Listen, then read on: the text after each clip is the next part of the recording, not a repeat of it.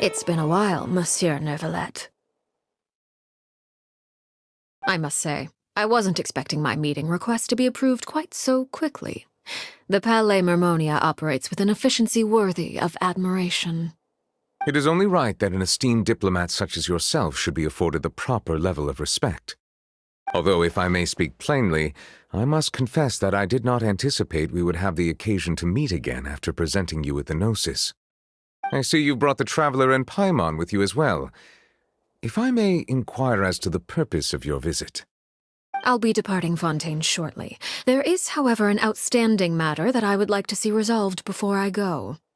It requires a rather lengthy explanation, I'm afraid.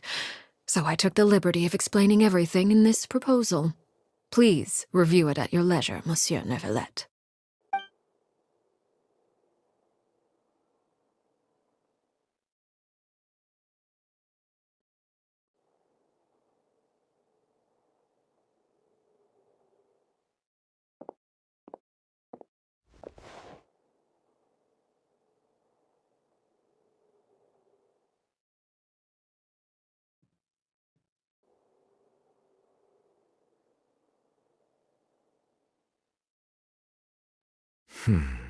I understand your request.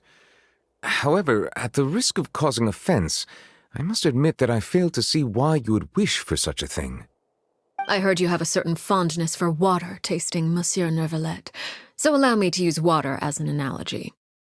A family is like a large body of water with countless rivers flowing in and out. As someone who watches over this system, I would hope that each river that flows from the source will eventually reach the ocean. Of course, objectively speaking, I know this is impossible.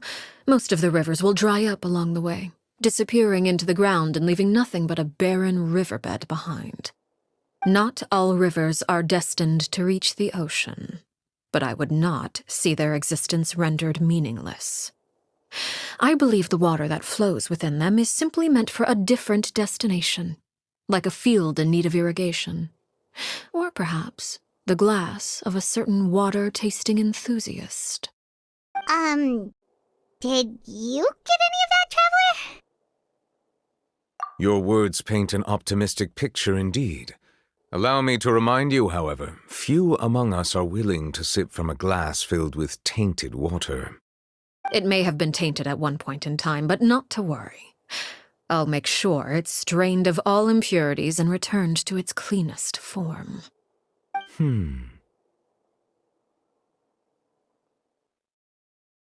I seem to recall there being a transactional aspect to your proposal. Perhaps you could expound on that? If you accept my proposal, Monsieur Neuvillette, I will gradually withdraw my forces from Fontaine. And, unless absolutely necessary, I will no longer carry out any special missions within Fontaine. I presume I can take your words to mean that, in the future, cases similar to the Tartuffe assassination will cease to cross my desk? Tartuffe? Ah, that thief who embezzled funds from all those charities, you mean? My deepest condolences to his family, but without any evidence, I cannot imagine how the House of the Hearth might have been involved in his passing. Of course, if you accept my proposal, Monsieur Neuvillette, I'm sure certain measures could be taken to reduce the frequency of such troubles. You choose your words carefully indeed. In that case, I am inclined to accept your proposal. My thanks for your generosity, Monsieur Neuvillette.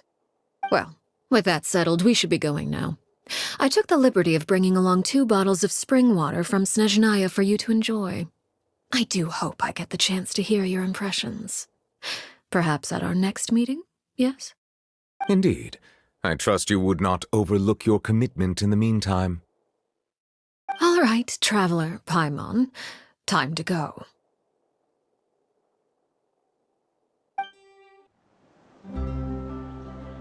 So, what exactly were you talking about back there? Paimon only heard you mention some rivers, a large body of water, and then some kind of irrigation scheme. You really want to know? I would imagine there might be more pressing concerns at the moment. Winnie, Paimon really hopes everything's going okay.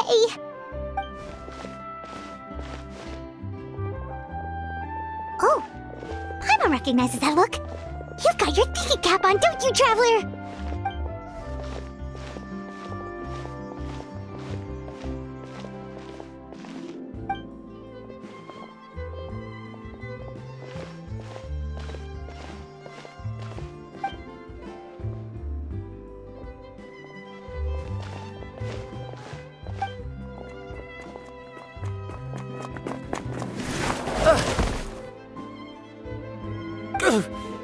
Oh, shoot.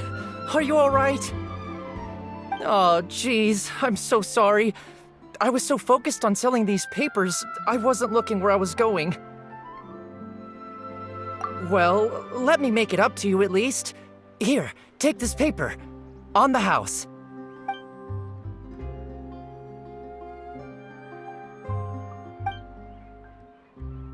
Oh, you don't have to give us anything.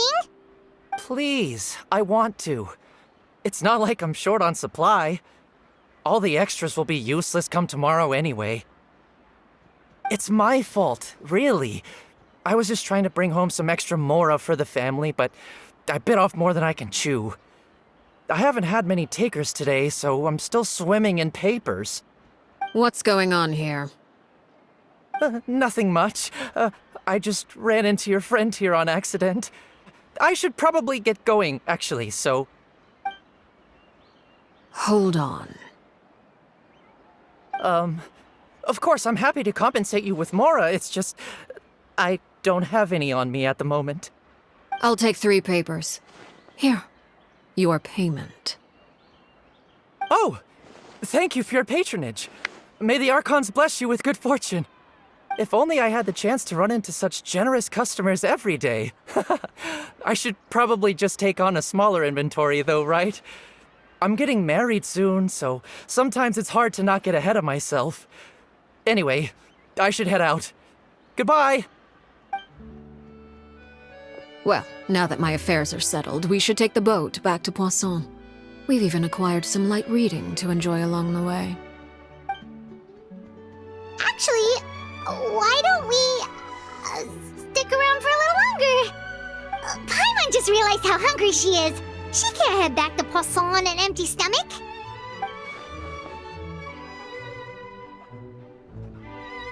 It appears you two are under the impression that delaying our return will somehow alter the situation in your favor.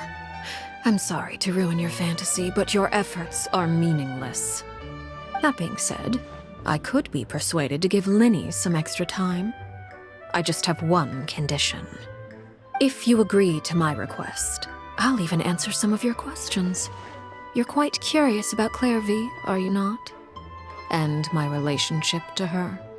Wait, why are you being so generous all of a sudden? You're not gonna ask us to do something bad, are you? You overestimate yourself. You don't have the talent for bad things. Then what can you possibly... The most important consideration in a negotiation is that both sides receive something they want. Demands and threats only get you so far. Wonderful. Here it is. When the time comes, make the choice that you deem most appropriate in the situation, and lend your help to the House of the Hearth. Okay, sounds normal enough.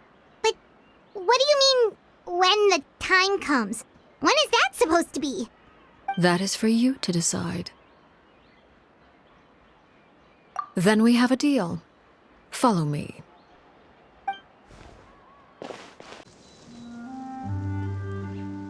What is this place? Somewhere long forgotten by everyone. It used to be a grand building. Now it's nothing more than a pile of rubble. No one comes here anymore, nor does anyone care about what once happened here. Although, this place does have something to do with the story I'm about to tell you. It was before I became a harbinger, and before Linny and the others joined the House of the Hearth. Due to certain events, I first killed Clairvy and then her mother. And this is where it all happened. You were the one that killed Clairvy? Patience now. Allow me to explain Clairvy's side of the story first. I'll start from the beginning. Clairvy was 6 years old when she was brought by her mother, Crucibina, to live in the House of the Hearth. From the outside, it seemed like a fairy tale. A thriving family made up of kind adults and friendly children.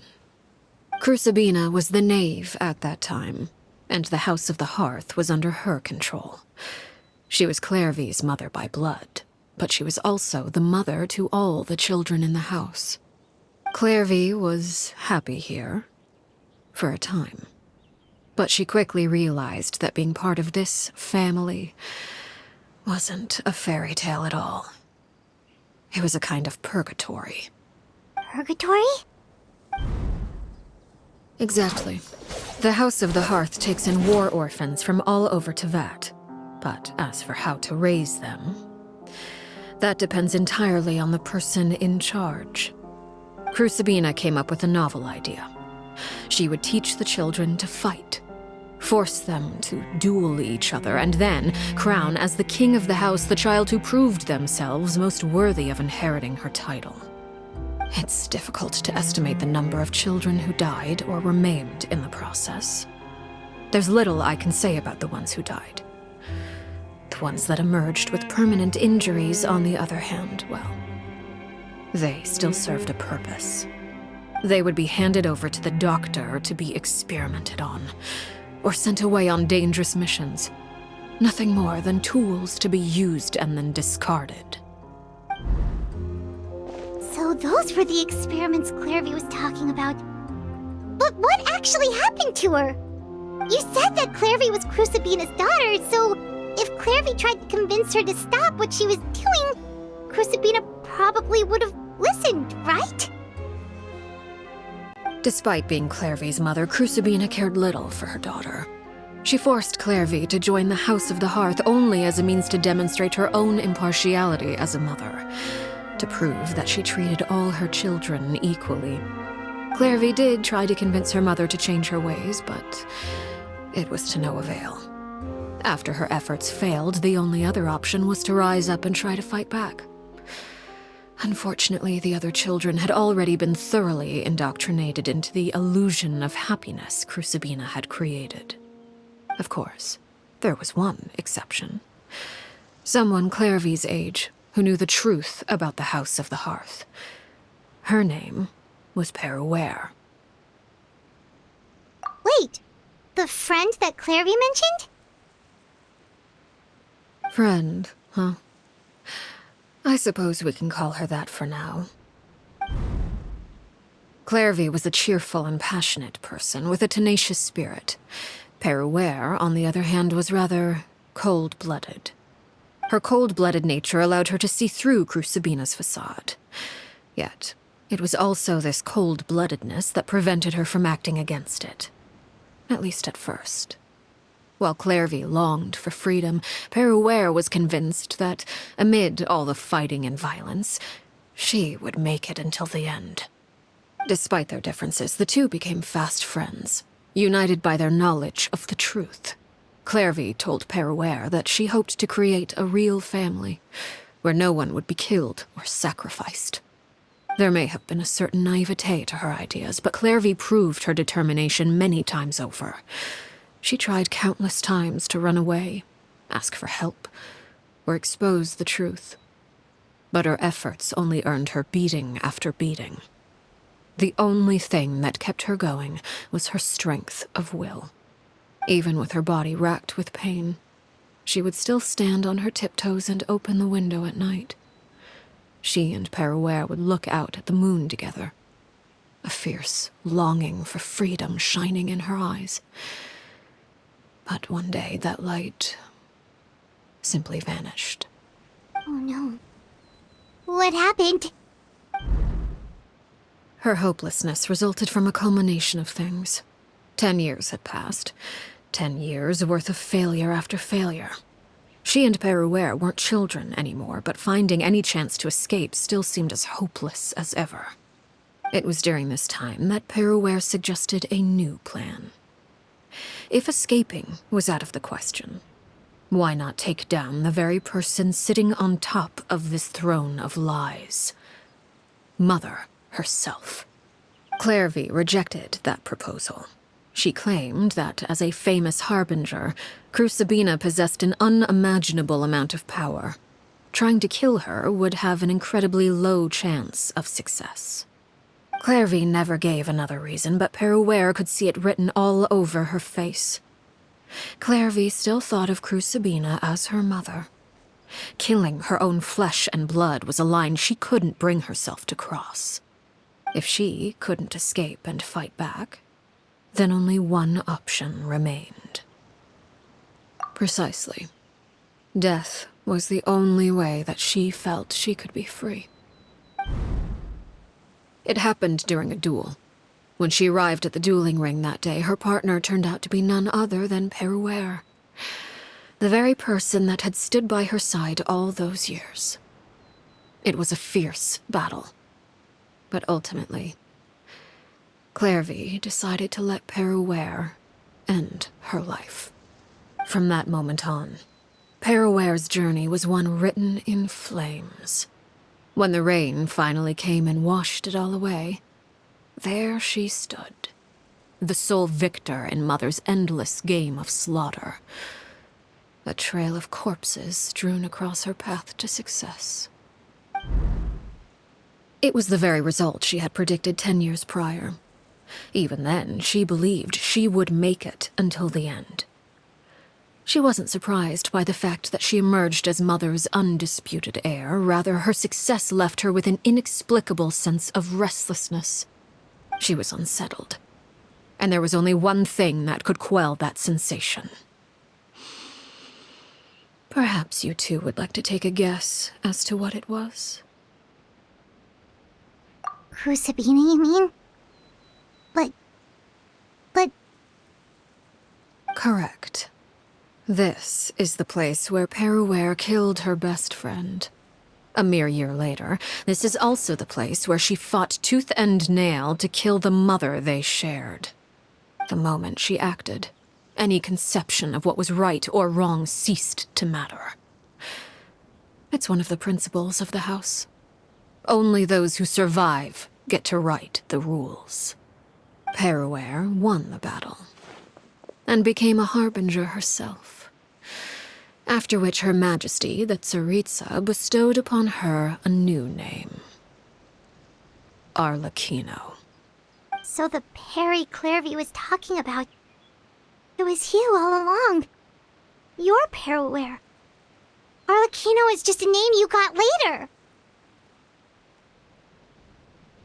I left that name behind long ago. I must say, hearing it now does bring back memories. After I defeated Crucibina, the moniker of Mother died with her. I chose to forego the title she called herself, and even chose to give up my own name. I rebuilt the House of the Hearth under a new identity. Not only as Arlecchino, but as father. And that is where the story ends. Any more questions? Yeah. Based on what you just told us, Clairvy wasn't a little kid when she was killed. So the Clairvy we met... Was she really a spirit at all? I suppose you could call her an illusion born of flame. Her existence is like ashes to a fire. Something left over in the wake of blaze and ruin. You see, a certain power runs through my veins. It's not unlike a curse.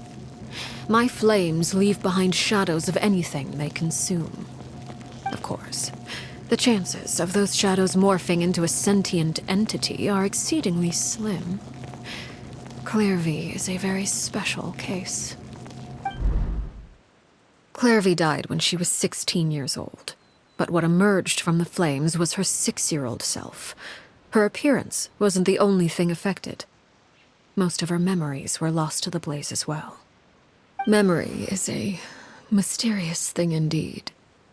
Losing a portion of your memories will alter your sense of self. Lose 10 years' worth, however. And it would be like living in the past. Like returning to a version of yourself that never grew up. No wonder Paimon got such a weird feeling when we were talking to her. Perhaps I should put it this way. Clairvy is someone trapped in time. It may seem like she exists with us in the present, but she truly lives in the confines of her own past. So if all of that is true, then you must have known about Clairvy for a long time. Indeed. She's a rather volatile and unstable entity. Sometimes she would look after the children. She's even saved some of their lives. But other times, she would hide from me and become obsessed with revealing the truth about the house to anyone who will listen. Shadows don't have the capacity to learn or grow. Any new information they encounter is quickly forgotten over time. Your attempts to expose Clairvy to sunlight. They failed, yes. The reason is actually quite simple. In Clairvy's mind, the house is impossible to escape, and it is this very perception that traps her there. But no matter. All I have to do is kill her again, and all will be resolved. I don't anticipate so much as a single speck of ash will be left behind this time. Wait! Paimon can understand why you might want her gone, but isn't there another way? So what if she's trapped in her 6-year-old self? She's still your friend! At least talk to her first! It's too late for that. She broke the rules, and now she must be punished. That goes for Filial and Nentoy as well. She's had quite the effect on them. I hope you understand the difference between Crucibina and myself lies in our formulation of the rules, not our policy for enforcing them. Upholding the rules without question is a trait we both share, because that is how a household should be run. Is this really what you want to do? Whatever could you mean? Don't you want to say a proper goodbye at least?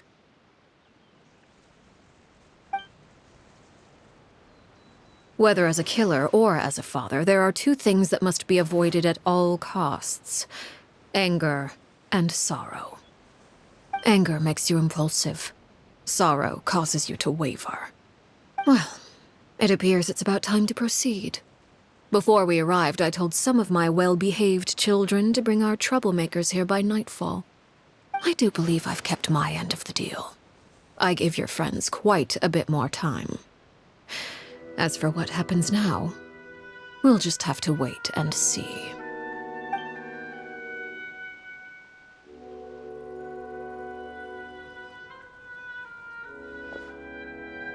Here they are, Father. You gonna execute him? Seeing something like that would actually be a first for me. Lenny! I'm sorry. I heard about how you helped buy us more time. But I still failed. I couldn't find a way to fulfill her wish. Huh? Are you... Perry? Indeed, it's been a while, Clairvy. Perry! Shh. Stay right there. I'm sorry to postpone our reunion, but first I believe certain scores need settling.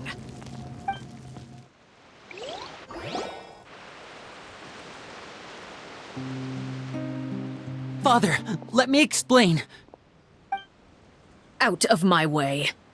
Father! You chose to conceal a threat to the house, and for that, you must be punished. Overall, however, I suppose your wrongdoing is hardly the most egregious of the bunch, so I'll deal with your punishments later. As for right now, the more pressing concerns are the traitors among us. By traitors? Do you mean us? Father, let me explain. We didn't mean to... Fultz, why don't you share what you heard?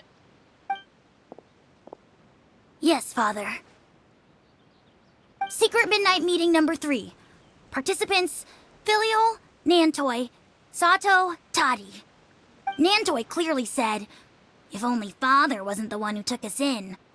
Sato added, I'm sick of this life. I just want to live as a normal person. Filial was the worst of them all. She called us crazies and said a bunch of mean things about Father. I did not! You're lying! Fultz is trying to frame us. It's not like I'm the only one who heard those things. After that, you and Toddy and a bunch of other people started talking about Clairvy. You were using all those things Clairvy brought up as an excuse to question Father. We're birds locked in a cage. The only way out is to destroy it. That's what you said, wasn't it? You little. You just want me gone, don't you? What did I ever do to you, huh?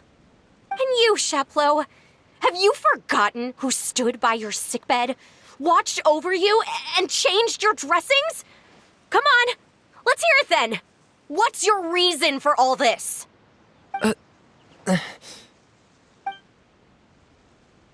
You're wrong, Filial. We don't want you to die. You're our family.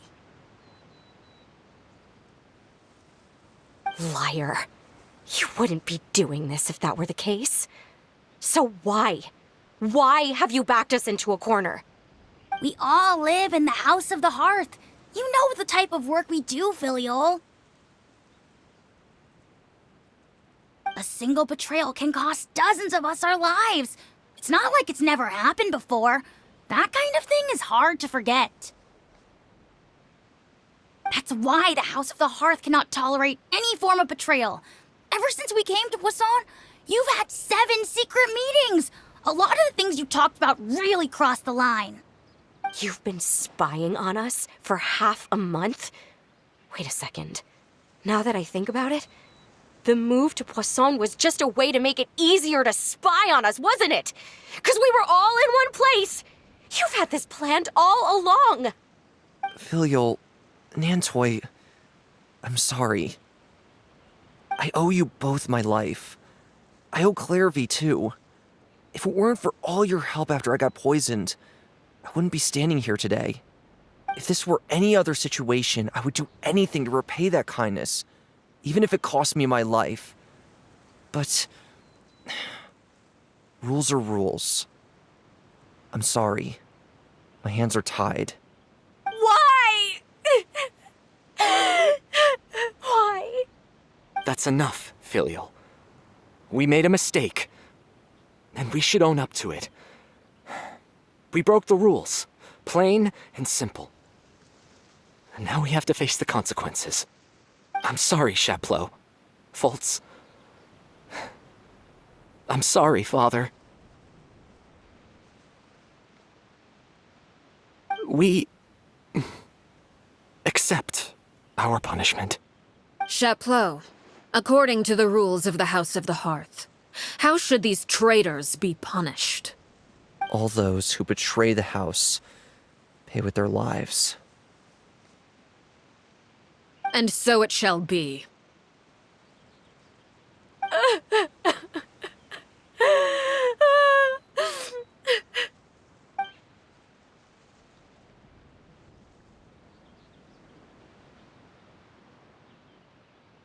Father, please wait!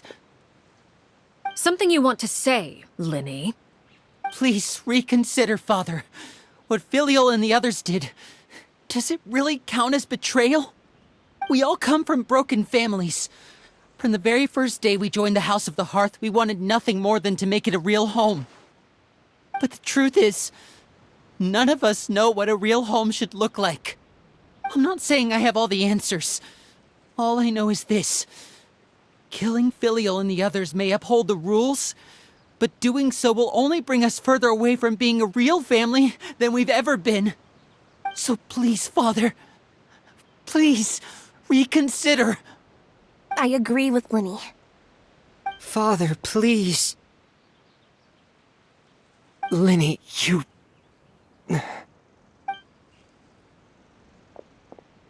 I also agree with Linny.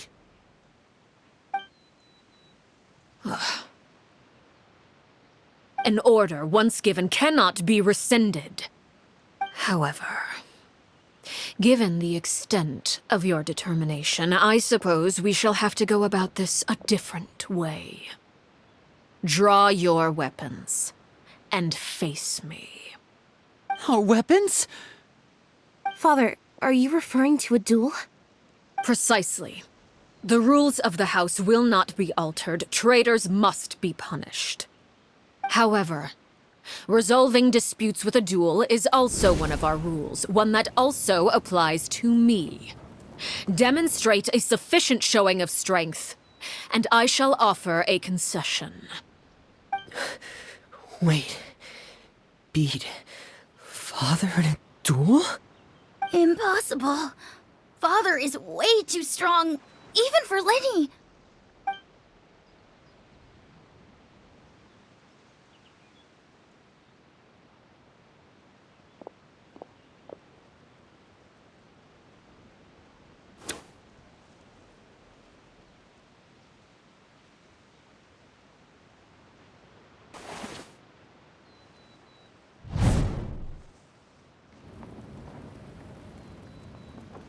Did you hear that, Traveler?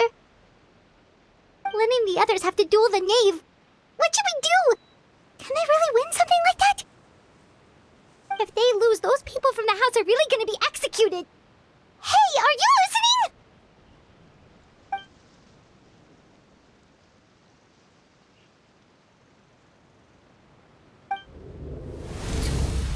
Don't you want to say a proper goodbye at least?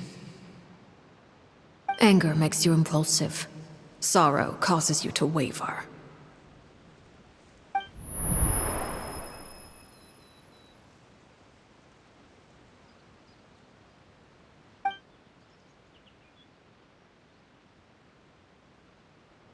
Oh. Looking at that expression on her face, she seems really serious about this. Guess that means there's no chance she's throwing the duel on purpose, huh?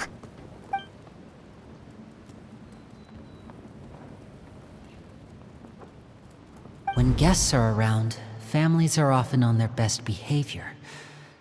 And any disputes are less likely to escalate.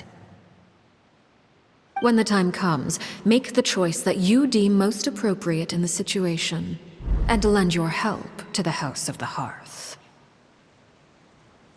What's wrong? Traveler? Hey, where are you going? Traveler? You're asking to join the duel against the knave? I'll allow it. We do have a ready-made dueling ring at our disposal, after all. All I would advise is this. Keep a firm grasp on your weapon, and give it your all. Any less, and you may just lose your life.